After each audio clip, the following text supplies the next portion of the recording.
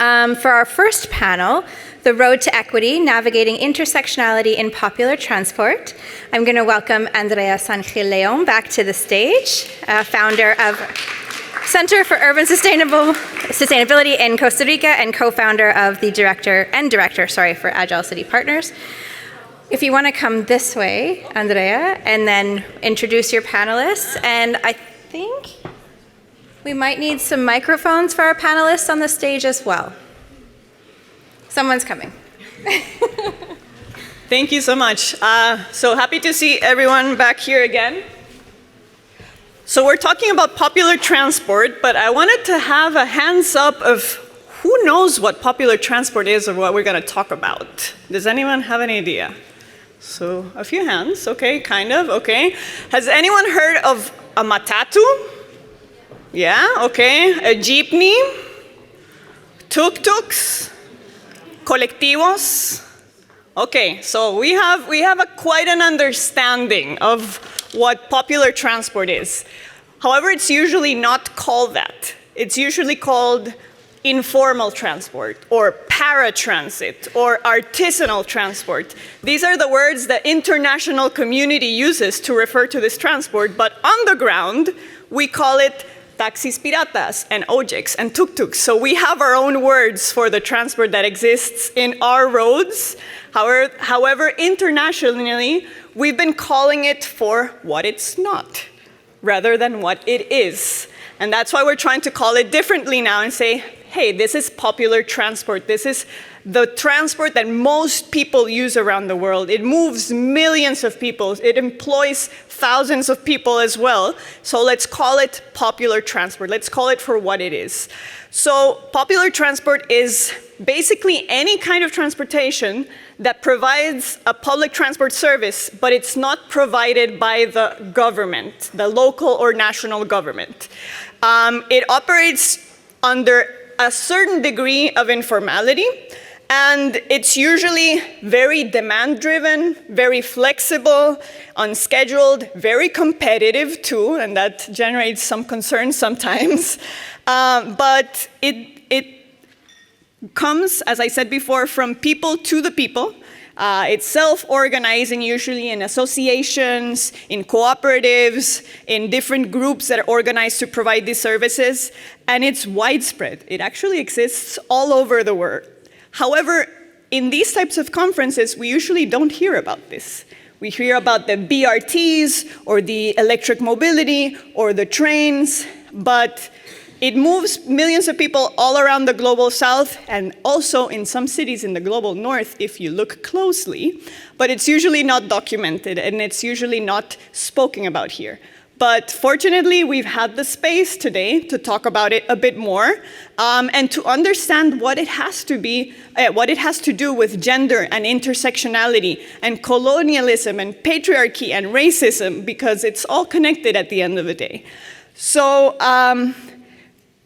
we want to talk about this today because, as I said before, this is usually seen as a problem, something that has to be eradicated, something that has to be removed from our cities. But at the end of the day, this transport has come to fill the gaps that have been left from the historical transport planning and urban planning, or lack of thereof, in our cities, through decades of unequal, colonialistic, and often also racist decision-making and investment. So our aim today is to recognize the value and the essential role that popular transport has in different cities around the world in connecting people with opportunities and try to disrupt that narrative and change it from this is a problem to this is an asset. If we don't measure it and if we don't recognize it, we can't improve it. So with this, I would like to invite our panelists. I'll let them introduce themselves once we start, but I would like to invite, first of all, Lorena Freitas. I'm not sure if I pronounced it correctly. Go on, Lorena, from ITDP Brazil. I'd also like to invite Tom Courtright from AFIMA, the research director. And Emmanuel John from Ochonuel Mobility. I'm not sure also if I mentioned it, if I pronounced it correctly. Emmanuel? Oh, there you go. I'm going to switch over and sit down in the middle of all of them, too.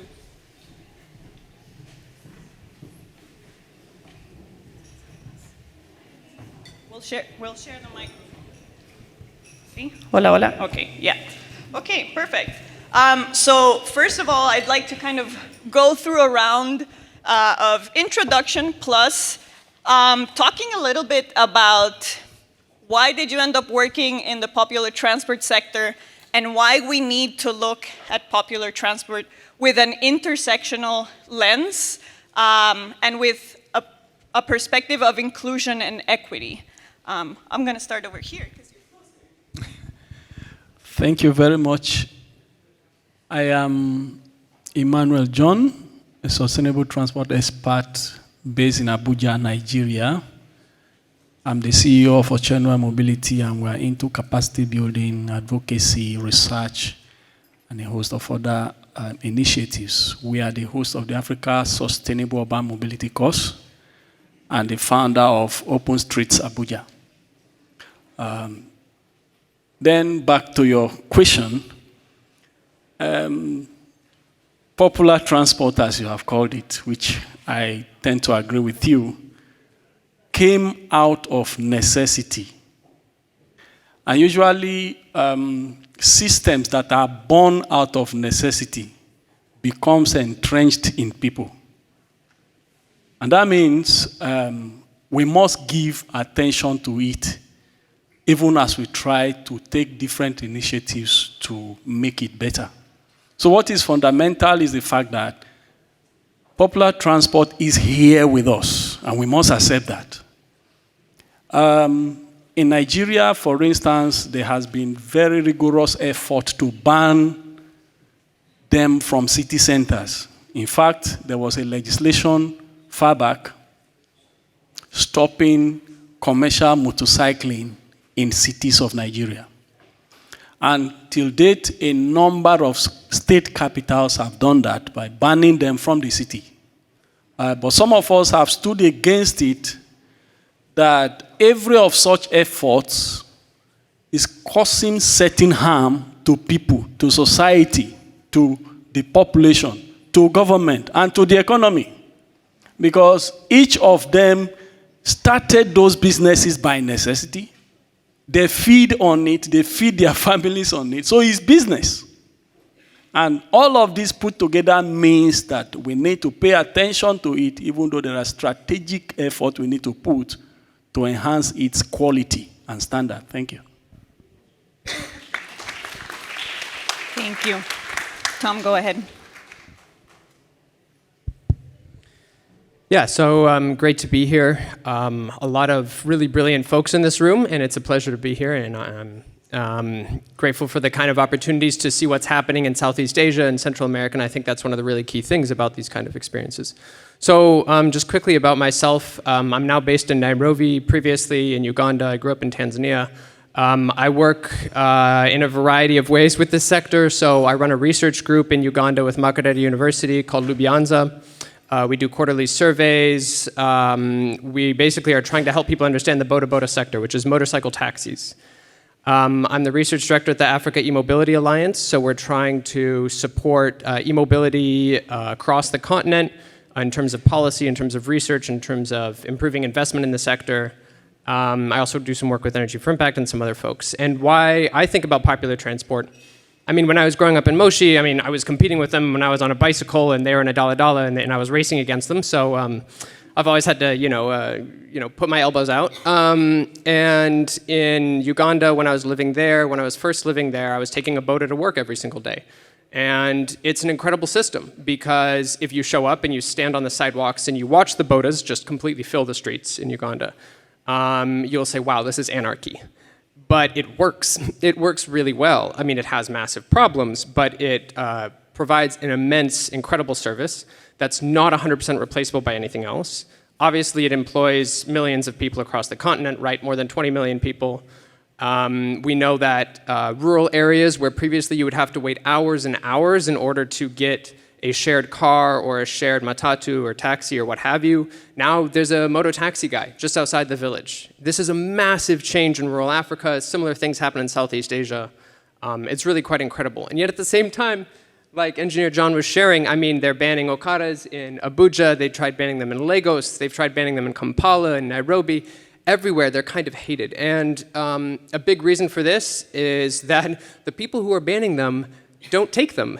They drive around in cars. And so they're like, well, these moto taxi guys, they're gonna scuff my car. And the moto taxi guy, of course, is thinking, well, if he hits me, he could kill me. So it's not really a level playing field. And it's an immense, really important sector. And like so many folks have said better than I, it's kind of at the center of the universe. And that's why I'm here talking about it. Thanks. Hi, everyone. Good morning. My name is Lorena. I'm Brazilian.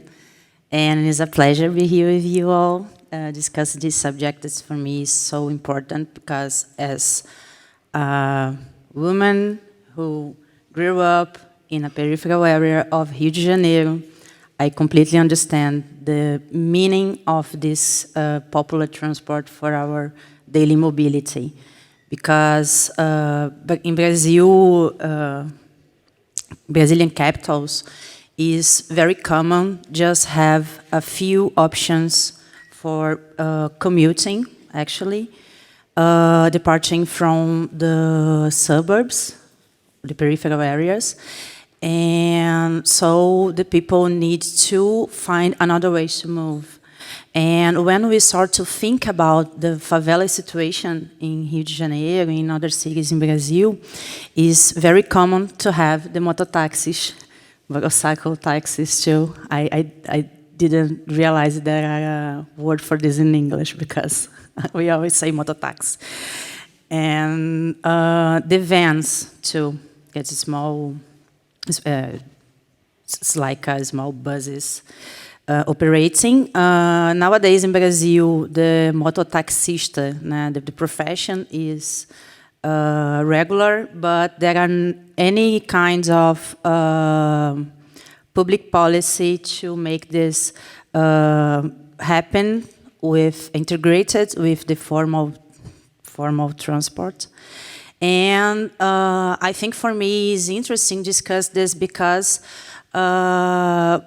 I come from a country that is a really racist country, and I think that this kind of transportation is the way that Black women mostly use to access the city, to access the opportunities, and I think that's it. I think my main point here is maybe without these options, I don't know how could these women could be trying to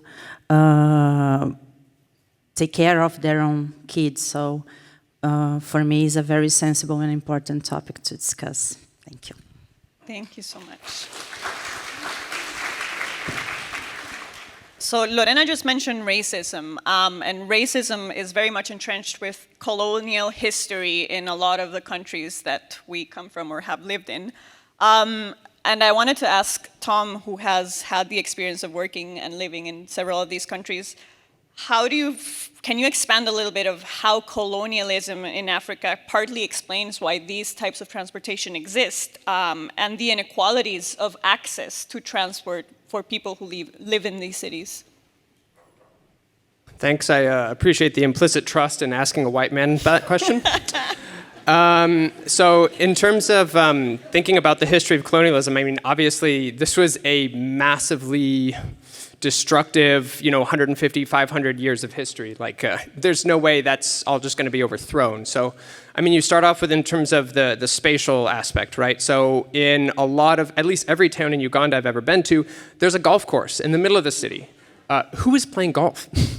nobody's playing golf, right? So it's this massive unused green space in the middle of all these towns that could be a park, right? It could be used for people, but instead it's being held back for like the occasional visiting person who plays golf. So that spatial aspect is huge. There's the services aspect. So take Nairobi, right? Kenya is a settler colonialist country, right? British moved there in the tens of thousands. They alienated hundreds of thousands of acres of land, right? And it led to immensely destructive politics.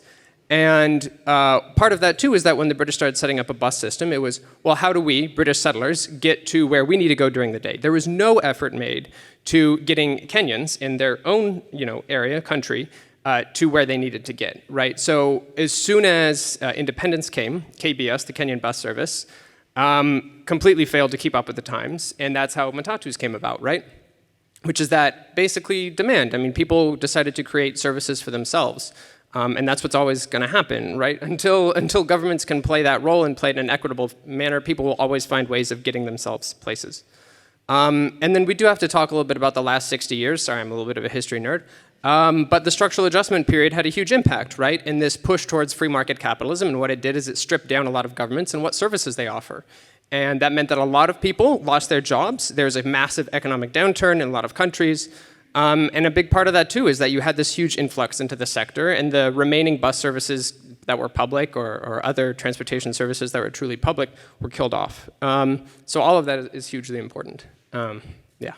Thanks. Just to follow up, you've been working on electrifying a sector that is usually not under the radar of any electrification initiative. It's just until recently that it's begun to receive support. And I really like, when we talk about climate action, there's a term that's called just transition. It's basically how to apply the not leaving anyone behind under the climate action strategies. So how do you think electrifying popular transport contributes to a more just transition in the transport sector? Yeah, it's a good question. I mean, first of all, in a lot of these countries, the popular transportation sector is the transportation sector, right? So like there's no transition if you just transition the like 20 government buses that exist. It's not a thing. But I mean, in terms of how this helps people or how this impacts people, obviously, there's a lot of earnings to be saved for drivers, for owners, moving from putting all their money into fuel, and instead putting that money into electricity. I think there's another major, and I would argue kind of decolonizing benefit, which is reducing dependence on importing oil, right? And instead producing your own electricity and using your own electricity, right? That's 4x saved, that's your own economy that you're building. In terms of reducing air pollution, honestly, I think about that a lot. There's a lot of really old cars that are used in a lot of low-income countries. And by replacing those with zero-emission buses, motorcycles, et cetera, that is a huge and massive impact, and I would say that's a key part of a just transition. Thanks so much.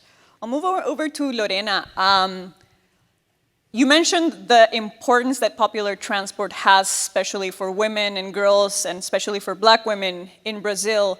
From your work in ITDP, how are you trying, or what type of efforts are being done to work with popular transportation and try to reduce those gaps for those specific populations? Okay, on ITDP, we are starting to discuss this. The idea of the popular transit is also a public transport and need to be seen as well. And our advocacy is usually more about the public transport and the active mobility, I'm sorry. But last year we started to design a project about public transport, trying to understand how can we integrate these agendas in Brazilian cities, because this debate is being bigger. Last year, the mobility apps started to include mototaxi as an option. And this is a kind of war between these apps and the mayors in Brazil. So at the same time that we are with this kind of difficult to talk about that with the mayors, the technology is pressuring them to make something different. So now we are starting to study this, but I think that now we don't have available data about that in Brazilian cities because they just choose to don't look for that. But there are some interesting indicators that the ITDP works with called people near bike and people near transit. And with these indicators, we can see that Black women have a poor access for rapid transit and also for cycling infrastructure. So even when they need to use bikes to make their own things, they have no access for infrastructure, so it's so insecure for them and with their kids and etc. So I think that my point is where the state is not, the population will find a way to fit, you know, to finish with this gap. So now we are just in the beginning of this study. So, but me as a peripheral woman, that uses a lot the the popular systems in Bangu, my neighborhood. I believe that we have a lot to discuss. Thanks so much.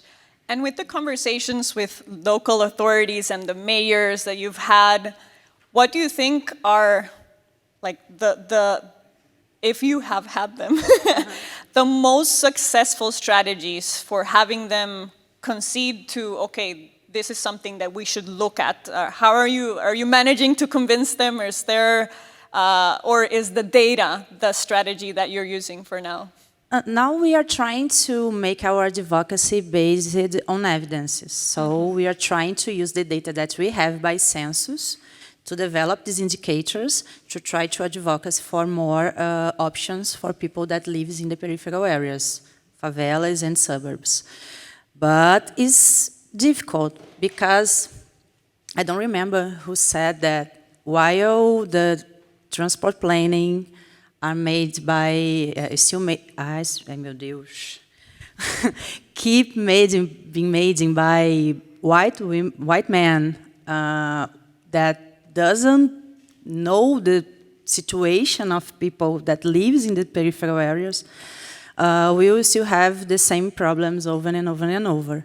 So I think that a thing that we try to do as an organization and try to hold this knowledge and discuss this with the mayors is the importance of listen people, of make sure that we are listen everybody that you should listen, not just people that are available to discuss at 4 p.m.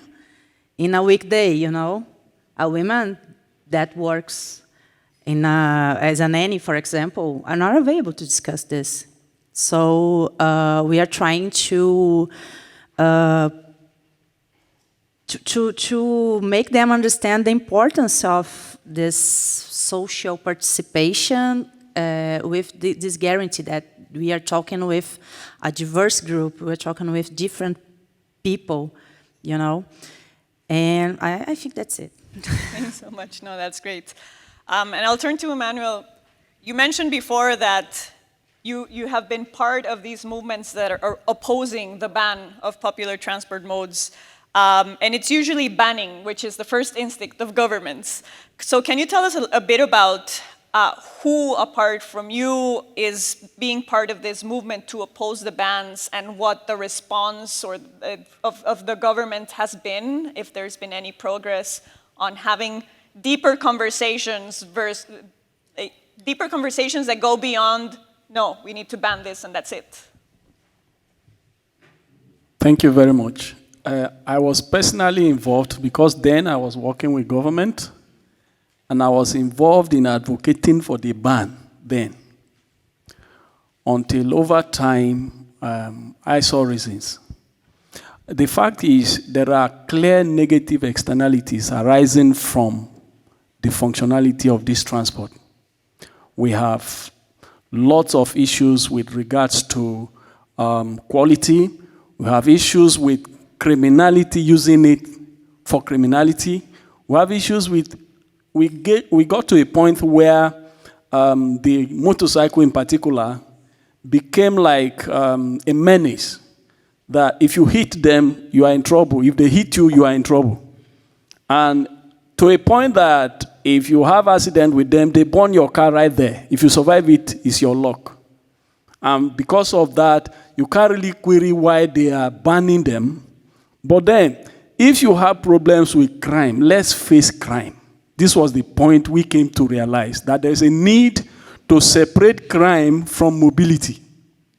Yes, mobility is being used for crime, but we should separate the two so that each one has a focus. And so when we got into advocacy, like you said, there are a number of people involved, but very, very minimal, because everybody tends to believe that these people are troublemakers. Of course, every one of us grew through that process to come to where we are. I was using that until I bought my car and I bought my bicycle. I started making money before I bought bicycle, because bicycles are for the rich, in quote. And colonialism, of course, have a very big impact in bringing us to where we are. How did that happen? Everyone in our clan wants to do what that white man is doing, and that is driving a car. So, and because it is the big people driving the car, the small people must move. 15%, like we were discussing before this meeting, 15% of the city, only 15% of those in the city owns cars. The remaining 85 have nothing near being able to buy a car. Yet the development, as a result of that white man's status symbol of the car, every development has focused on the car, but others must move. That's why I said at the beginning that this system was generated by need. And to deal with it, it has to be a systemic process rather than this banning, stop, don't come to this place again. And all they do is they move to the next city. And so you have cities around Abuja. Currently, there is no popular transport in the city of Abuja. But once you step out just a meter, and then you are choked with crowd of them. Why? Because we have sent them from the city center. And what we need to do, we developed a toolkit over the years. Last year, I shared it during one of our programs last year in Lagos. We developed a kit. If you must do this, take this step, take this step, take this step, let's say 10 years from now, this is what you want to achieve. And then you are walking towards it rather than nailing everybody and say, don't come to the town with your motorcycle again. And that has had serious impact on the economies of especially the low-income earners in our city. Thank you very much. Thanks. Just to expand on that, if you were to advise other governments on how to approach this, now you mentioned that kit, maybe expand a little bit on that. Where would you tell them to start, or how would you guide them towards approaching this topic that is not just trying to exclude them from the cities, and also considering who gets left behind if it's banned in the city? Thank you. The first thing to do is to understand what is the numbers, what is the data. Develop a data acquisition system that is reliable. Once you have acquired the data, develop a policy. Where are we going? What do we want to achieve? When do we want to realize it? Okay, 10 years to come, this is the kind of transport this city wants to have. Once you have developed a plan with clearly defined timeline, then experimentation can begin. And something happened in 2019, I think, in Nigeria. After I shared this idea with the director of road transport in the ministry, they decided to take a responsibility to begin by decarbonizing three-wheelers, for instance. And so the government got involved, the Federal Minister of Environment got involved, they got some support from development partners, and they got some amount of money to replace 500, not sure of the figure now, three-wheelers, collect them from the owners, give them back solar-powered version of it, and then they pay back in 3 years installment. The process started, and then there was a change of leadership at the ministry, and then it was truncated. So one of the ideas we came up with in the course of developing that toolkit was that after you have developed a plan, the first, or rather the next step will be to organize them into a system rather than each individual doing what he wants to do. Once you have done that, areas where decarbonization is possible, you begin decarbonization of the vehicles that they use. And after that, you could take other steps depending on what you have put in your timeline to achieve. And that could lead you to a very successful system that will continue to meet the needs of the citizens rather than hurting them suddenly by way of banning. Thanks so much. Can the moderator, can you tell me how we are on time? Oh, we're super good then. We started a bit earlier. 10, okay. So we've heard from the panelists that we need to consult with the people who actually use these systems and not confide on our own capacities as experts in mobility that don't use these systems to regulate them. We need to do participatory processes. We need to gather data. We need to really understand how they work and who they're serving to actually make good decisions about this. Could we do kind of a round to say what would be the key element that needs to be done differently in approaching popular transport and in actually integrating it into transport planning? Think about it.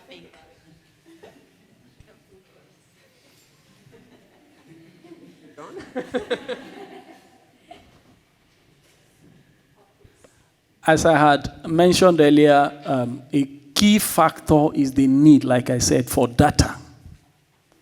Once that is acquired, the next transport development plan you have should incorporate this system. Even if you are going to phase it out, it should be systemic, it should be procedural, timelines should be defined, stakeholders are carried along, and the delivery is along with the people rather than against the people. Once you do that, you have solved the problem. Yeah, so I guess I'd add to that a little bit, and to say, I mean, like folks have brought up, but really starting from the grassroots, and I mean that in every way. So another example is that in East Africa, but really across the continent, these are incredibly diverse societies, incredibly diverse, and in certain cases, you have, how do I put this, language groups that have a little more power than others, and they might have grown up in the capital. And they're like, okay, we're going to go out and do grassroots work. And so they go up to, northern Kenya or central Tanzania or, eastern Uganda, which is not well represented in government and by high-income people. And they kind of speak condescendingly to people, and they don't speak the language. And surprisingly, it doesn't work out that well. So it needs to be a really thorough effort. It's not do a stakeholder meeting at the beginning and at the end. It's work with people from the very, very beginning. I mean, you go out, you spend time, you work with the people who are already working there, who are already trying to push these things forward. I mean, when it comes to, say, the role of folks in international NGOs, international development organizations, et cetera, something I personally really push for is, I think there can be a more concerted effort to, for example, improve language training, or to give proper historical and political education on what is the actual context of these countries. If you speak, okay, say you learn Swahili, you're like, Uganda's in East Africa, Swahili's a national language. Let me learn Swahili, let me go speak to people in Swahili. It's not gonna go well for you. Swahili is associated with the military in Uganda, right? So you have to really have a strong understanding of these things and be really, really thorough in it. And never be contented in that you've done enough of these meetings.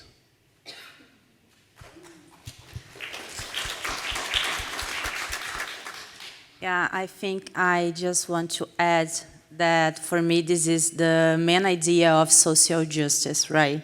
So understand the needs of the most vulnerable population and try to provide to them. And as soon as we can do this, we will have all the society offered by some service and some rights.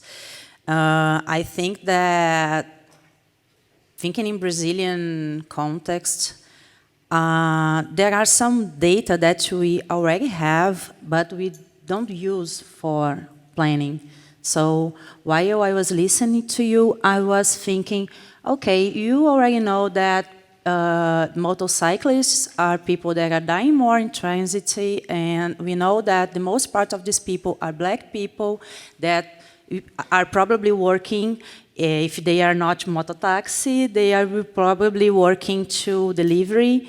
So what else do you need to understand the importance of discuss this with more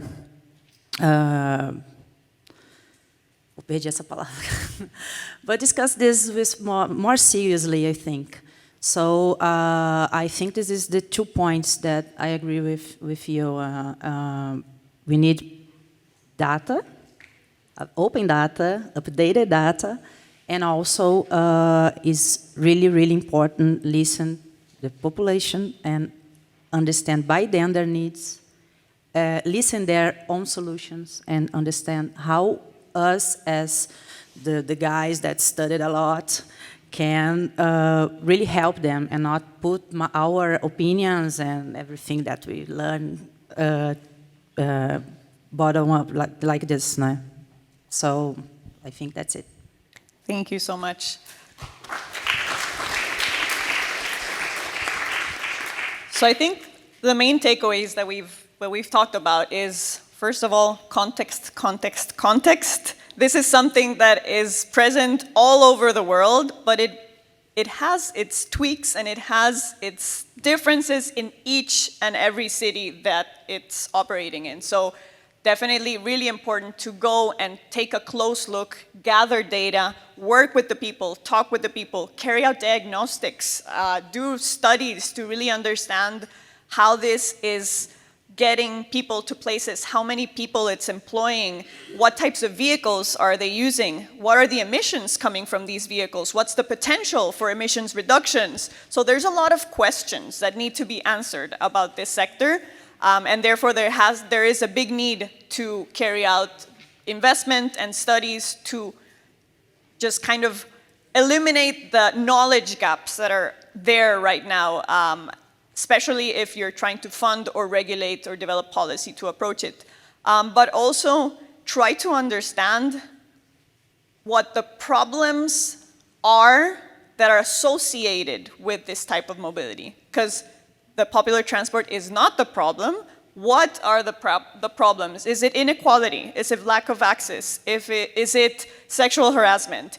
Is it crime? And address those problems, but don't blame it on the popular transport. At the end of the day, it's filling gaps, right?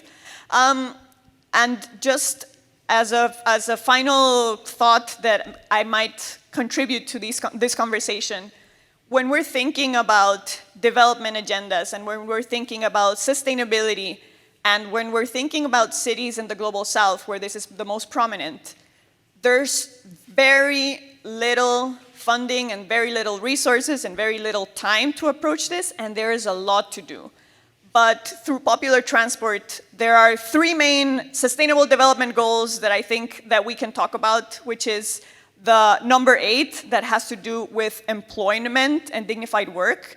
The workers of popular transport are usually under very precarious conditions. They have very intense operations, often in unsafe conditions, in exploitative models. So there's an element to work on labor and dignified work in this sector.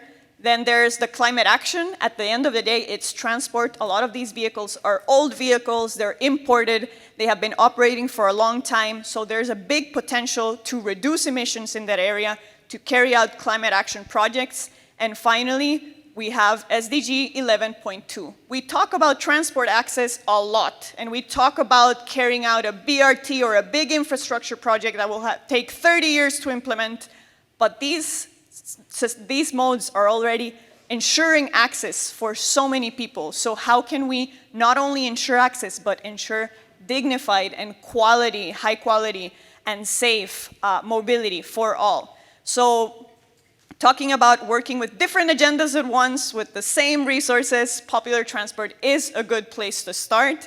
So I would motivate you to learn a bit more about this, and also I thank the 3 panelists that were here for sharing their knowledge, data, context, talking to the people, and let's try to ensure that popular transport keeps being part of these conversations, because that's really, really important. Thank you so much for listening.